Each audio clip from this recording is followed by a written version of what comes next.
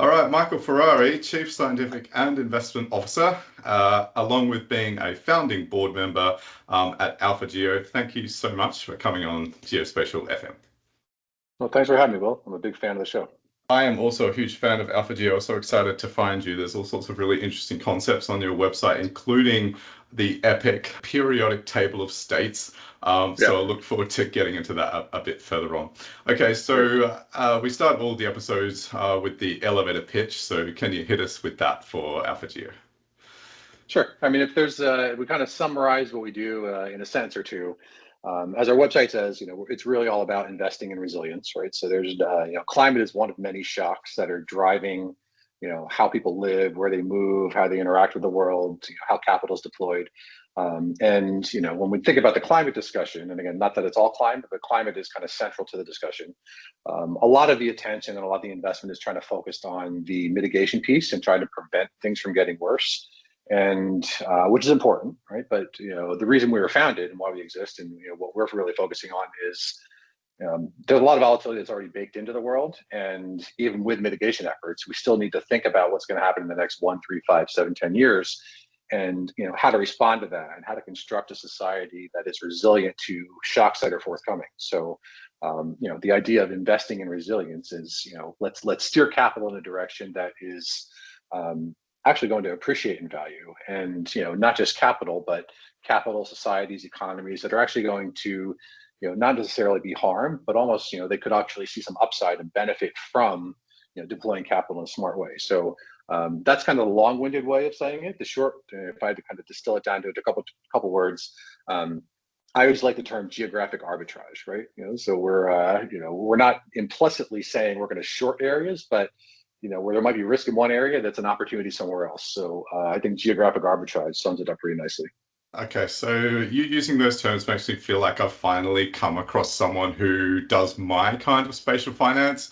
I've been investigating this sort of scene of spatial finance, I'd say, since around 2021, when I came across Ben Caldicott's work from Oxford University.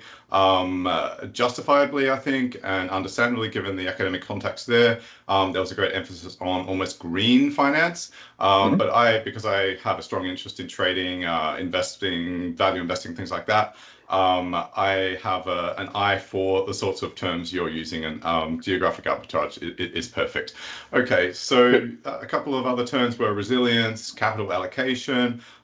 Drilling down a bit more, what is the niche that you say, or that you would say that you dominate? I mean, we're still young, so we're still an early stage company. So we're trying to almost, exploit a need that we see in the market, as well as define a category.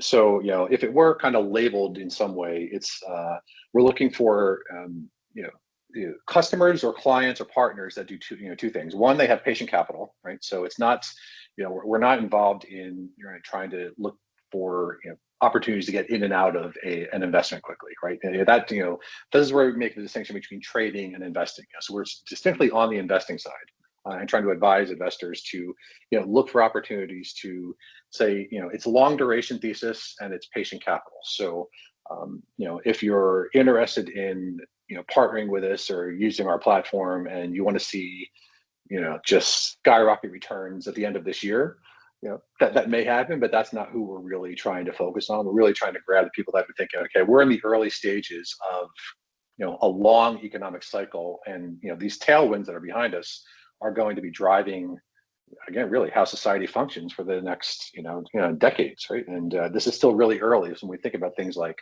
the energy transition, and how supply chains are changing, and how onshoring is kind of just almost redistributing how capital is allocated.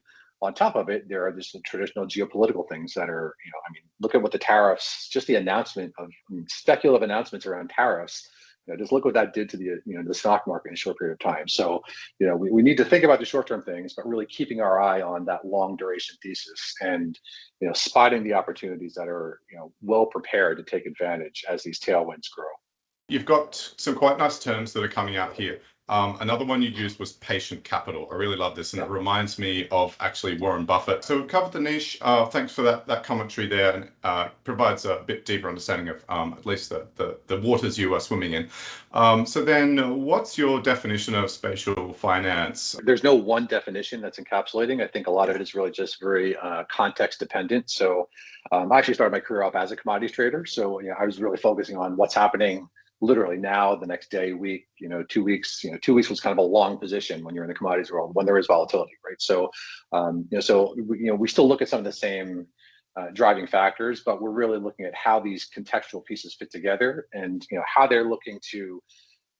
It's not a zero. I guess put it this way, it's not a zero-sum game, right? So a lot of time in trading, one position's gain is another position's loss, and we're really looking at how kind of pieces of this puzzle work together, and we're thinking about things that we know are likely, but also things that probably not on the radar of most investors. So we almost do kind of stress testing with scenarios that are not. They tend to fall under the low probability, high impact category. And then if those things materialize, what does that mean for a portfolio, or in this case, a geography, and how do the pieces interact with each other? So, and I can give one concrete example, which I think illustrates this a little bit further, is the way we look at things and represent things spatially. There are a lot of models that they call themselves spatial, but they still focus on one domain, right? They're looking at, how does weather drive commodities, or how do interest rates drive foreign direct investment? We're looking at all these things together, and sometimes, again, it's funny because when we opened our doors, the name of our company actually was called Climate Alpha, and we found that we are a geospatial company, and we found that just having the name climate in our moniker, it just bucketed us into the climate risk world. And that's good if we're talking with customers that are really focused on physical transition risk in the climate world, but for every other investor that might be sector agnostic, it kind of pigeonholed us a little bit. So I think just shifting our name to AlphaGeo and embedding that spatial message in what we do, it opens up a lot more doors where we're allowed to discuss, and it gives us the freedom to discuss how do all these interacting factors work together, and then ultimately this the spatial piece. We're looking at how the pieces interact with each other as well as where they're happening. So, I mean, if we had to answer one question, we're always looking for is the where question, right? So it's not, the why and the how comes afterwards, but it's, where is the expected appreciation looking to take place? And then we'll build, kind of construct a portfolio on why and how and so on and so forth. And, either directly or with, basically the people on the buy side who are taking on the risk. And I think it's a much more fruitful discussion, and it allows us to tell us about spatial in a way that I think is more meaningful. I like. If I could jump in, okay. If I could. So there was a great phrase you had there. Where is the appreciation expected to take place? And if I could combine that with sort of a practical expansion or interpretation, literally, of your name, AlphaGeo, because in finance, investing, trading, it's all about an edge, or so-called alpha, and what gives you that extra understanding for others, so you can take a position before the expected, or before the appreciation takes place. So literally, you are just about using geography to hunt for an edge, or hunt for alpha, or offer clients alpha. Is that another way to get at things? Yeah, and I think I'm glad you brought that up, because a position could be a geography, right? A position could be a city. So it's not just a security, or a portfolio of securities. It actually could be a location. And and so an example of again, going back to the complex system piece and the spatial finance piece, and how this fits into our thesis is, when people look at certain cities, everybody knows that Miami is A, expensive, B, getting more expensive, and C, subject to, or prone to natural disasters, right? So at some point, all three of those factors, they're not going to, contribute to appreciation. So everybody, I think most people that you would talk to right now are still going to say Miami is going to appreciate, ourselves included. At some point, it's going to keep appreciating, but there is going to be an inflection point. We don't know when it's going to happen. It could be 5, 7, 10, 20 years down the road. But, all of those factors are not going to be consistently moving up and to the right. And, so we have to look at things and, look at the appropriate factors accordingly. And, the way I always like to view this is through the lens of principal components, right? So if you think of, again, I'll go back to the climate lever, because it is just such an important part of the discussion. for a certain outcome, climate, we might build an analog or build a model, and say a model has 20 variables, and I'm just using just an example, but say the model is built with 20 variables, and of those 20 variables, there's climate related variables are 10 of the 20, and they might be the top, of the 10 of the 20, they might be the top 8 of 10. In some cases, that's appropriate. Other cases, climate might not show up until the 13th variable. That doesn't mean it's not important, but it's just there's 12 other variables that probably, if you think about an attribution model, and how can we attribute certain performance expectations to the variables that we're putting into our model, there might be 12 variables, 13 variables that are more important. So climate is still important, but it will be weighted appropriately. And it's not, and this is where I think our approach is a little bit different. It really truly is a situational and multivariate approach that is fluid. And every time we get another refresh of data, which oftentimes in this space, particular space or in real estate, the refresh is kind of an annual refresh. There are things that we do on a monthly basis, but typically, everybody kind of redoes their books and they publish annual statistics. We'll recalculate our expectations, and sometimes it's either going to confirm what we said the last year, or it might point to some new things that we weren't thinking about the prior year. In either case, the earlier you have that information as an investor, as somebody that's responsible for deploying capital, you have an advantage there. And we think that just having that piece, the way we view the data, the way we downscale the data and go through the feature selection process, we kind of calculate that as our edge that we don't see a lot of our competitors doing.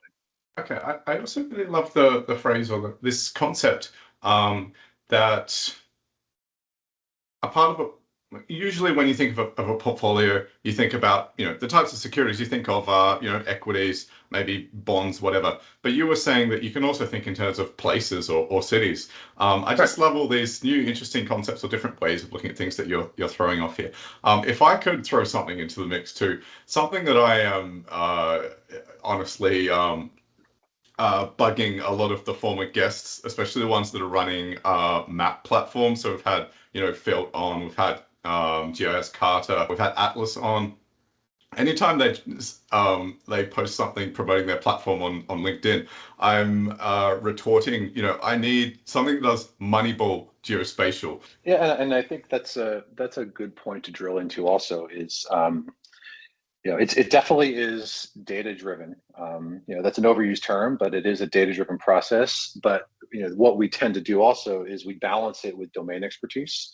So the word in finance, and I always tell people I'm not a fan of the word, but in finance they talk about this term called quantamental, right? So it's you're blending quantitative driven techniques with fundamental or discretionary, deep domain analysis.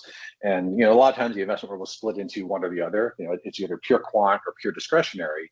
And then over the last, call it 10 years, this new field emerged where both sides kind of rub shoulders together and you're pulling from each. So I think that's a good representation of what we do. Again, I'm not a fan of the term, but if we, the analog is if there is kind of like a quantamental geospatial approach, that's really what we're trying to go after. And like I was saying earlier, and you touched on this, the assets, they can be securities, so we have, a portion of our business is focused on the public markets, but we actually started off really focusing on, real estate investors and those that are either managing physical real estate portfolios or managing REITs, on the financial side. But either way, it's not kind of the traditional, looking at listings of individual securities that a lot of investors are used to. So that was kind of how we started the business, and then we've expanded into other asset categories. Yeah, I'll take that as a nice segue onto the next question. But also just to tag on that, I've got a grin on my face most of the time listening to what you're saying, only because this is a great crash course, really, for the weird combination of someone who has an interest in finance and investing and geospatial. And I've been trying to sort of do what I can, as an enthusiast, really. I will say, I'll add to that. I always thought I was kind of rare. When I was coming out of graduate school, I thought I was kind of one of the only people thinking about this. And kind of like, what's wrong with me? Like, I don't want to go into academia. I want to take all this stuff that I spent all these years studying. I want to think about how to deploy it exactly in the markets. And it turns out that there's actually a lot more interest in this space. And I think one of the things you and I were chatting about before this recording started is it largely has been a domain of academia, right? And a lot of the quote unquote academic models they make nice papers, but when you actually try to test them in the real world, the theories fall apart pretty quickly. And so, I think there's just been this notion of it's been, whether, spatial finance, complex systems finance, all these things, they all tend to get bucketed into terms that are still kind of perceived as being academic in nature. And the last few years, we're starting to see that shift a little bit. And again, that's kind of the group that we're hopefully a part of. Yeah. Okay. All right. So I look forward to discovering more kindred spirits, Michael. So yeah. Okay. So I did say there was a segue there. You were talking about serving real estate investors, offering insight in the formation of REITs. So who is your ideal customer? How do you ensure you're always working backward from their needs? This is a key question for all podcast guests. Well, like any early stage company, what we're doing now is not what we were doing when we opened our doors. So we kind of thought we were going to be doing one thing, which was helping with, and we still do this, but the discussion at the time, the dialogue was around, again, purely around physical and transition risk, right? So if you own a property, you have to have a plan on how what your physical risk parameters are and how you're going to transition to a low carbon economy. And that discussion is it's very decarbonization oriented, and it's also very heavily driven by regulations. And so we still have discussions with that community, but what we've evolved to is building a platform that allows any property manager, again, starting with a property piece, any property manager, physical or financial, that wants to think about how to look at a portfolio. I would say the best way is, you're not going to look at our platform and find that one place where you want to deploy capital, but it is a good way to find relative performers and look at, even if you're looking at a small real estate portfolio of 10, 15, 20 locations, you can get an idea on how that performs together, but then you can kind of indirectly select individual locations or individual assets and understand how they perform relative to the peer group. So I wouldn't advise users, and the ideal client is not one that's going to try to find that one panacea or that one silver bullet, but it's how do these clusters of activity or economic or otherwise work together, and then if we drill down a layer deeper and look at the data, of that portfolio, which ones look to be the those that have the most potential for appreciation versus the others. And I think that's a better way to use our tool. It does. I'll be honest, it does involve a little education. Because it's not the typical way that investors or capital allocators are looking to, either analyze their market or deploy capital. But we find that it is worth, it takes a couple conversations usually, and then once we kind of have that comfort level, and you kind of see the aha moment usually after one or two conversations, and then it becomes a much more constructive conversation at that point. Okay, so the key phrase that stuck out for me there, and it's sort of reflecting a theme really, is which location or asset has the most potential for appreciation versus the others. And a client might come to you with a whole spread of options, a menu, and they're looking for the kind of analysis and insight data sources that you use, versus other companies that offer insight, to help them filter through and get closer, I guess, to that capital allocation decision. And I suppose, and a big one, as you can imagine now, is data centers, right? I mean, that's just right. And that, where to site a data center, right? And so it's not just about a favorable workforce and about favorable economics on the workforce side, but it's does it have the ability to generate the energy requirements? And I mean, just again, the announcements over the last week, gigawatts upon gigawatts are being planned, but time will tell. Will those regions be able to A, provide the power, and B, which is probably more important, are the water requirements there to be able to cool the data centers? And we provide, I think, a good guide on where things like site selection process can take us. And again, you might not look at the platform to find that one location, but you can find what are the top 10 locations where, if we are looking at data center expansion, maybe which areas should we avoid versus maybe we should shift capital or shift a portion of our capital to some of these other areas that look like they will be supported by the natural resource base that can enable this type of development. Because I mean, when you think about these kind of announcements and the dollars, and again, think about a gigawatt, right? I mean, the standard rule of thumb is a gigawatt's going to be able to power roughly 750,000 homes. And now when you're talking about tens of gigawatts, you're talking about real power load requirements that are going to change the whole infrastructure of how power is that one data produced. center? Do you measure data centers in gigawatts? Do you? Not individual data centers, but if you're talking A about cluster. just the physical infrastructure in the cluster, exactly, then you start to get into pretty big numbers pretty quickly. And so we'll hopefully we can provide some guidance in those discussions. I'm glad that the data center site selection problem has made its way organically onto the podcast. I've been aware of it. There's all sorts of really cool map app platforms that basically have a heat map to begin to help, or act as a sales funnel really for the real analysis. So yeah, it's great to have someone talking about this spontaneously. I mean, there's something bubbling in the background for me as a concept here. So a common response that society, academics, the general public has to the specter of climate change and rising temperatures and everything that comes along with that is really mitigations, how to avoid it, how much is my insurance going to be increasing. But there's another category of responses, which is how do I make money in the changing climate, over 100-year sort of horizon. So is this where AlphaGeo can offer service or benefit to customers? Sure. And again, this goes back to when you think about climate change, we don't really focus on the cause part. We focus on the effect part. So if you're thinking about how what's driving climate volatility, and again, the term we tend to use more in our discussions is volatility. Just assume that all fossil fuel combustion stopped today, right? I mean, that's obviously not going to happen, but just assume that happens. The residence time for CO2 in the atmosphere is 100 years roughly. So even if everybody stopped driving cars today, we stopped cracking hydrocarbons at this moment, all those hydrocarbons that were in the atmosphere before today, they're still going to be in the atmosphere, and they accumulate, over roughly a century. So, amazing. So even if that's, again, not that it's going to happen, but even with all these efforts, of course, we still need efforts around mitigation. But our focus is really on the problem's already baked in. So we've kind of had this. I think there was the very popularized term was that 1.5 degree target by 2030, I believe it was. To be honest, we've kind of blown past that. I think most recent scientific papers have kind of demonstrated and they've agreed that that whatever that 1.5 degree Celsius target is not achievable. So most likely, if anything, people are kind of critiquing climate models of being wrong. They may actually have been too conservative, right? So, and the thing is, we don't really know. So, how can we plan for a future that is not necessarily perfectly understood?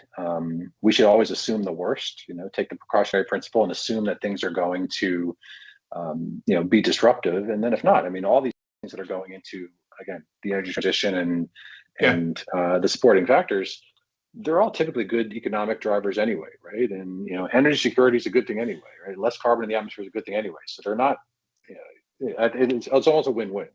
I feel like I've got a bad habit in this episode of picking out these phrases or these terms that you use. So I'm going to do it again. You use the term economic drivers. So I think that's anybody who doesn't want to waste the money that they have to invest. Of course, they want to pay attention to, if you're taking the long view especially, which is how you set things up at the beginning.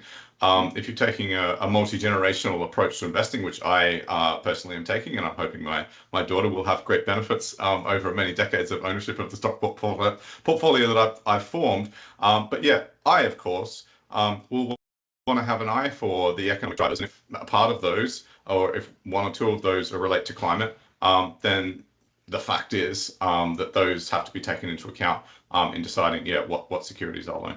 Okay, so I think, again, we've fashioned something of a segue to the next item. So it's a bit of a verbiage I'm going to have to read out here, but it sets things up, I think, effectively. So it's confronting to watch your promotional video, particularly the physical climate risk map in 2030 to 35, then 2095 to 2100.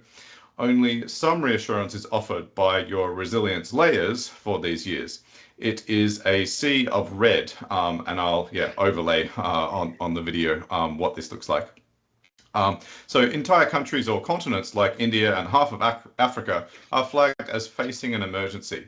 What is especially confronting is that resilience assessments show the situation worsening So what does it mean that in the area of the Sahara, India, Pakistan, and the like, your measurement of resilience says that physical climate risk is effectively higher in these places? So I would say yeah, that is a mouthful, but I'll try to address it in two parts. So the first is you're correct in identifying where these areas lie geographically.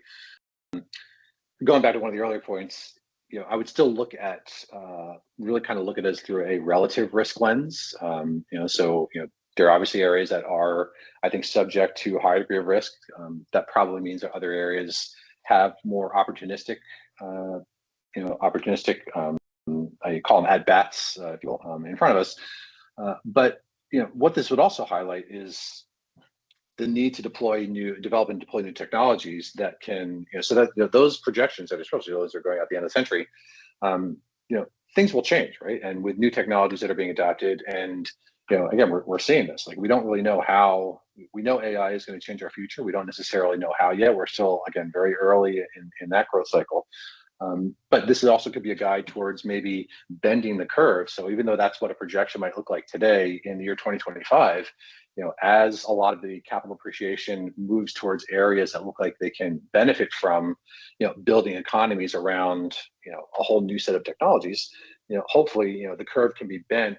So if you revisited that 2020, that 2100 projection, if you revisit that in 2050, maybe it doesn't look as bad, right? So that's the hope is to kind of bend the curve in a direction that is favorable for those stations. It looked as though maybe I'm misinterpreting what the analysis showed, but it looked as though some of the countries that I was pointing out, Pakistan, areas around the Sahara, they have lower resilience. So the impact of climate change is actually magnified in those areas. Am I getting this right? Yeah, I mean that partially is it. A lot of it is due to infrastructure, right? And infrastructure changes. I mean, you can be more resilient to shocks when you have a better developed infrastructure. And again, those are things that can change on the order of the timescales that we're talking. It doesn't take 100 years to revamp a country or a region's infrastructure, right? So if we kind of see Yeah. these areas that look like they are lower on that resilience scale, meaning if they would have more risk, there are things, again, hoping to steer the capital in a direction that's appreciative. There are ways to kind of prevent against that and actually bend that resilience curve so it looks favorable. Okay. All right. I think we can continue on because the next question is sort of expanding this point. So expanding on the last question, what is the spatial data and spatial analysis story behind the formula risk minus adaptation equals resilience? I mean, a lot of this, I mean, when we distill it down to what we're trying to do is when we think about resilient geographies, we always have this picture of a map, right? Everyone kind of responds to things visually, but we're almost trying to change the definition of what a map is. It's not kind of this static item. We're looking at really making it. And there was one comment on something that we published recently that kind of bucketed us into this geospatial 2.0 group. And I think that's where I think as an industry, you know, geography or geospatial has been stuck at that 1.5 stage. And I think now what we're trying to do is, be part of a smaller group, but I think, a growing group of companies that are steering it towards 2.0. And it almost forces you to think a little differently about what a map really is, how to be, people know how to be spatial aware. Just when it comes to, something that is impacting everyone every day. Everyone's probably familiar with location intelligence tools and how it applies to things like self-driving cars, right? And because that's something that's in front of us more and more each day. You go to different cities and you see autonomous taxis, and it's becoming more normal than abnormal. And what we're trying to do is something similar. We're trying to take different data and allow us to kind of represent the world spatially in a different way. So it's not necessarily just that static map, but it's kind of this living, breathing organism that is going to evolve. And again, as we're going back to a point that we started with, as new data becomes available, that spatial representation of the risks and the opportunities are going to change as well. Okay, so a picture is starting to sort of build up for me. You are in the space of advising or somehow accompanying clients to take a long-term view on investing. You have a mind for economic drivers. It appears that one of these relates to climate change and the fallout from that. But there's something that adds some nuance to our understanding of the effects of that. is the geographic variation of resilience to climate change. Am I on the right track in beginning to definitely. characterize? Okay. All right, good. I'm keeping up with you. Okay, so I've got another longer prompt for you here. That also means we're hopefully explaining our use case in a way that's coherent. Because there are a lot of terms in there, and sometimes when we have some discussions, if people aren't kind of familiar with the history behind them, it can be a little challenging. So it's good that we're presenting it in a way that's understandable. Yeah, another one to weave in there is this wonderful term that you had of geographic arbitrage. And I can't help but think that if there are common incorrect assumptions about a particular geography's resilience to climate change, where because you are a specialist analyst in this space, you have a correct understanding that is counter to the regular assumptions about resilience of a particular geography, to me, that could really be AlphaGeo. Yeah, I mean, I think so. And I think one of the ways we try to do this is we don't like to, if we're working with clients, we don't like to deliver output that is focused on a number or the output of a model. We really like to take a more of a portfolio approach and a probabilistic approach. So any an answer, I guess a way to represent this a little differently is an answer to a client should be viewed under a probability distribution function. So the answer could be anywhere in that curve, including the tails, right? So a lot of times, traditional analysis, you kind of have your normal distribution, and people kind of exclude what's in the tails.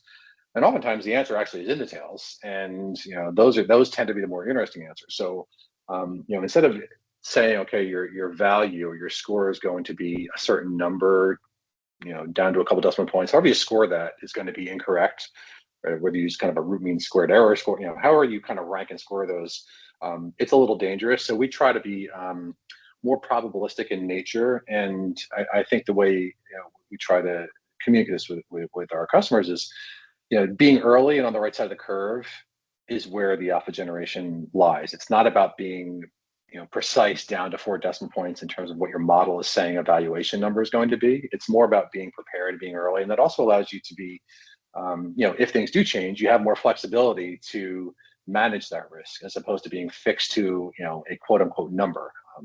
And I think that's kind of the idea that we're trying to bring to clients. And it's again, it's a different way to view risk and opportunity, but so far I think it's resonated pretty well. Okay, so then final question.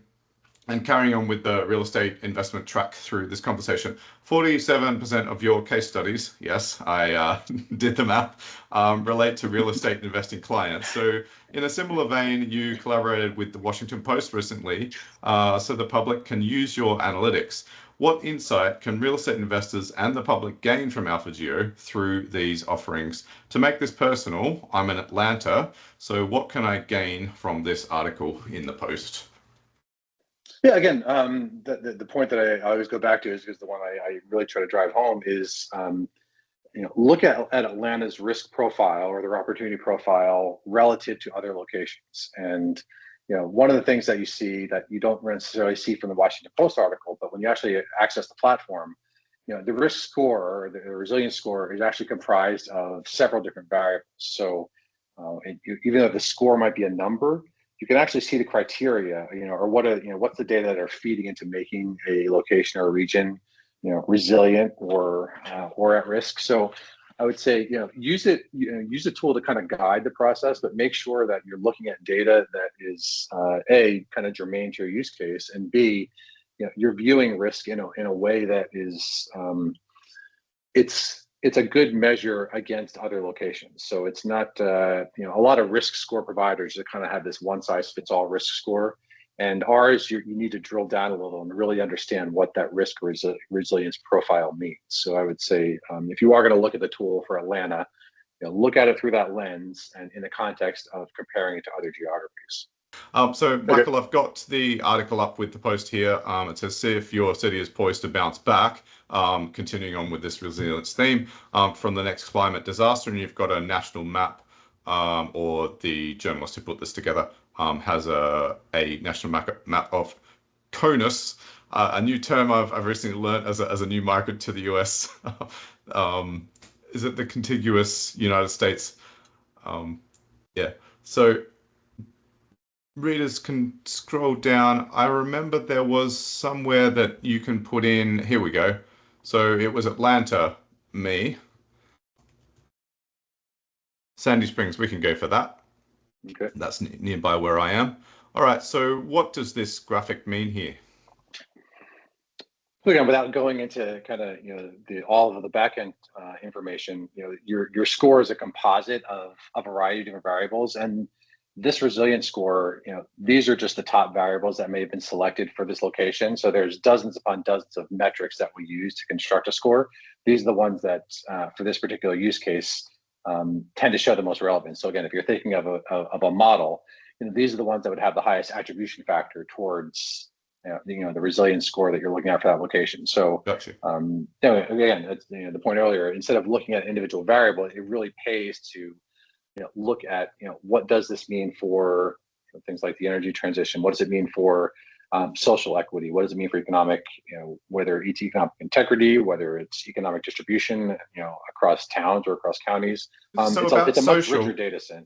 Right, so this social is one of the lower scoring items. The only one that scores highly for this, the north of Atlanta, essentially, is infrastructure.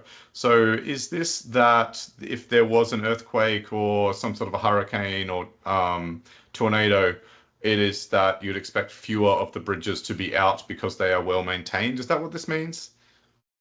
Yeah, that's one way to interpret it. I mean, we wouldn't be necessarily focused on earthquake risk in Atlanta, but Sure. certainly, flood risk, probably heat stress, as well as, wind damage and, yeah, things that are more meteorological in nature. Okay, cool. So I can see how this kind of a tool could help someone who is confronted with a whole nation in terms of, places to choose for investment decisions, to help them begin to winnow out the ones that are not so preferable and zero in on the ones that are more. So Or this even as a show, prospective home buyer, right? If you want to look at it yeah, like that, I'm looking at different geographies around the U.S. where I might want to move my family, and it's just a way, another piece of data that could help inform your decisions on where you may want to move or may want to avoid. got you. Okay. And as you would expect, climate risk is particularly high in the south around the now Gulf of America in the Yes, US, and I'm still not lower. used to that term, but Right. Yeah, I'm doing my best here, but this is a geospatial show, so I yeah. better get that right. Okay, all right. So yeah, that's a really fascinating way to end on, Michael, and shows that you're gaining some traction. Really, Washington Post is a very well-known newspaper, so clearly what you're doing is useful. And again, it's such a privilege, Michael, just to have this crash course really in the intersection of financial markets, investing, especially with a long-term view, and how geography, geospatial, that domain of analysis can offer alpha here. So yeah, thanks, Michael. Good. Thanks for having me on. Really enjoyed the conversation.